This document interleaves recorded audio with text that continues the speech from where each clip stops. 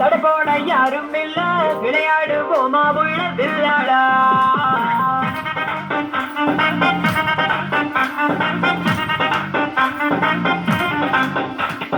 மைதானம் தேவையில்ல அம்பயரும் தேவையில்ல யாருக்கும் தோல்வி இல்ல வில்லாடா